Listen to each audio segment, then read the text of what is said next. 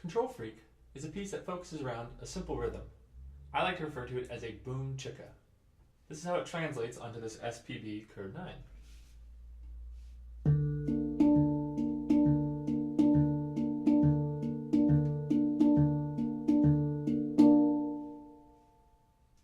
In this case, I'm just doing a right hand strike on the central tone and picking a chord with my left hand to chicka on. So boom, chicka, boom,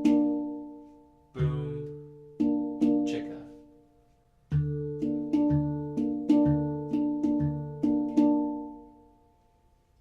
I originally started playing around in this rhythm, boom chicka, because it's one that is easy for me and one that I'm comfortable with.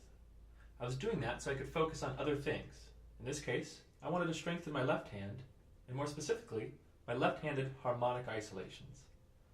Playing this simple rhythm like this allowed me to focus on something else. The melody starts like this. A couple boom chickas, and then I get into this melodic run. Here's the first run. Back to boom chickas. Second run.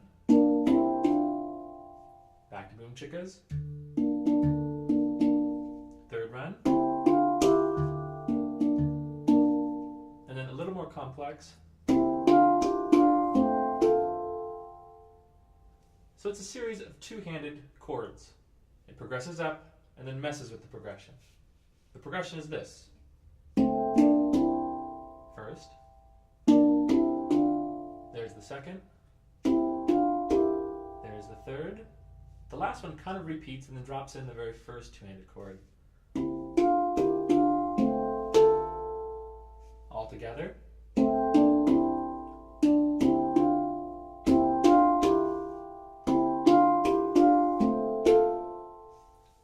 Now with the boom chickas.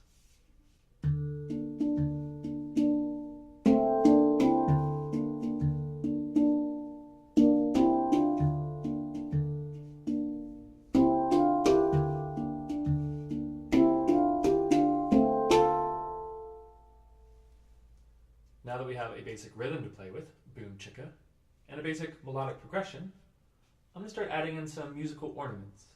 By ornaments, I mean some extras. You'll see it here in the boom chickas. I'm going to use a central note harmonic isolation, sometimes referred to as a harmonic knock. It looks and sounds like this.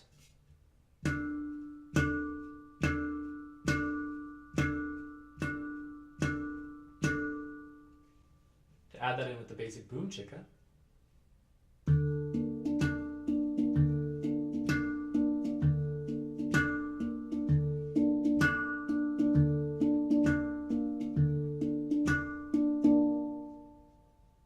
I can also do other variations within the boom chicka. One I'll use is by using the edge of my middle finger knuckle and knocking on the interstitial area to get a sound like this. Let's combine the central harmonic knock and the knuckle.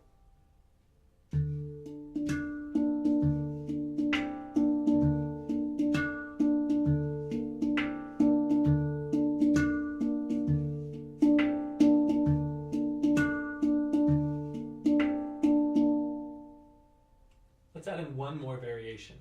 This variation is a central note harmonic isolation where I let my finger hang over the dome and there's a secondary strike that happens on the edge of the tone field. It looks and sounds like this.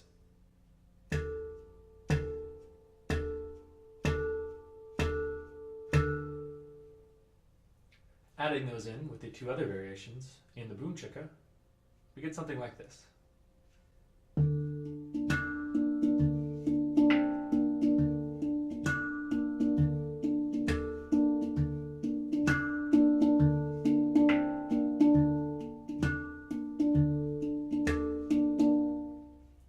I'm going to add in some double time strikes on my left hand and my right hand to double the chicka, still using the ornaments that I've added in and the basic boom chicka rhythm.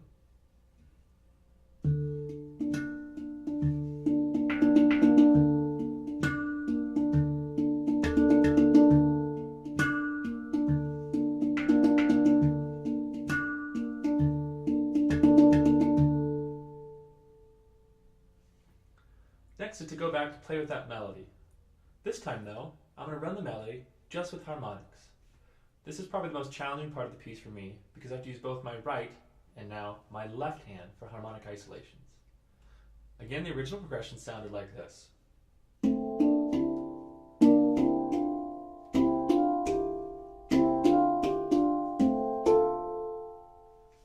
now with harmonics.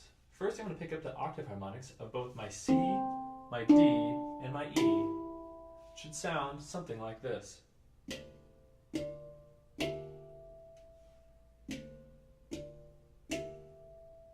Next in the progression are the octave harmonics of my D, E, and F, continuing on with that melody.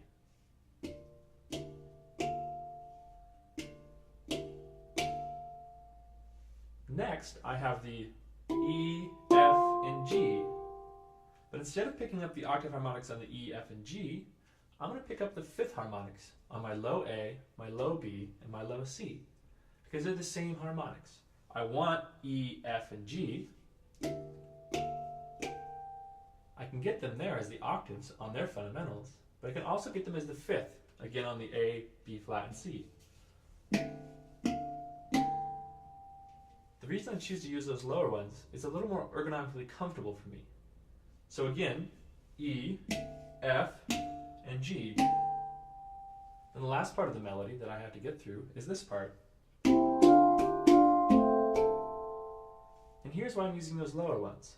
All of those harmonics and notes live within my lower tone fields. So I'm going to get an E, an F, a G, an F, a C, and an A. Faster.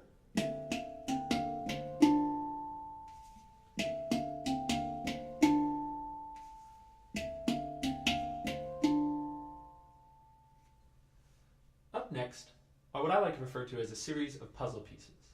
I say puzzle pieces in that they're parts of the piece that I can use whenever I want in any specific order. So I'll show you the first puzzle piece that I can fit in. It is going to involve a harmonic isolation with my left hand on the central tone and a series of harmonic isolations on my right hand on my low C and my low E. The goal here is to get the octave of the C and the octave of the E while getting the fifth of the central tone with my left hand. Together in rhythm with the boom chicka.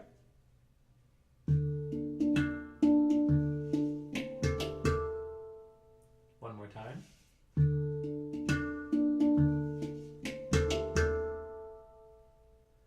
Next, I do the same thing, but this time with my right hand, I'll be isolating the octave of the E and the fifth of the C, which is the G.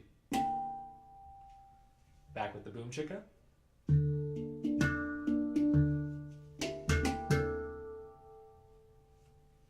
Next, I do the first series again, except that last harmonic that I was doing with my left hand on the central tone, I'm going to replace it with the fifth on the high G, in this case an octave D. That's the one I'm looking for. Back with the boom chicka.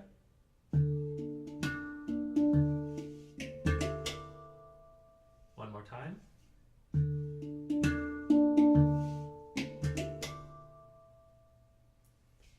Then I do the second progression again with that same replacement of the high D.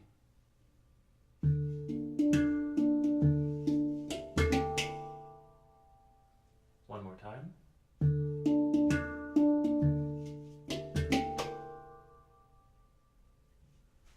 The next puzzle piece includes that harmonic I just isolated. The fifth on a G is a D. Here it is again. As you might be able to hear, that harmonic has an interesting shimmering sound to it. The reason being is because that harmonic is also found in the edge of the tone field in the center. It's its double octave. I like to take advantage of that and also add in a bit of a butterfly effect swipe. Here's what it sounds like.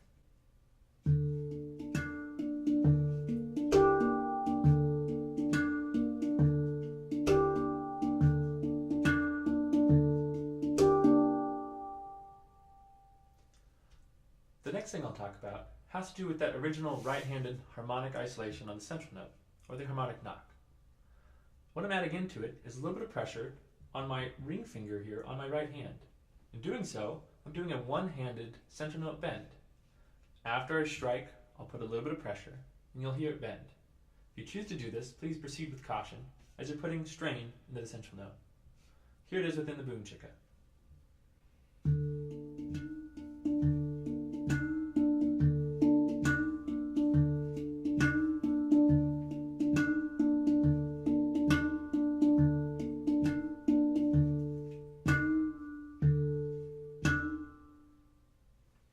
Like many of my compositions, I'm confident that this one will continue to evolve throughout the years.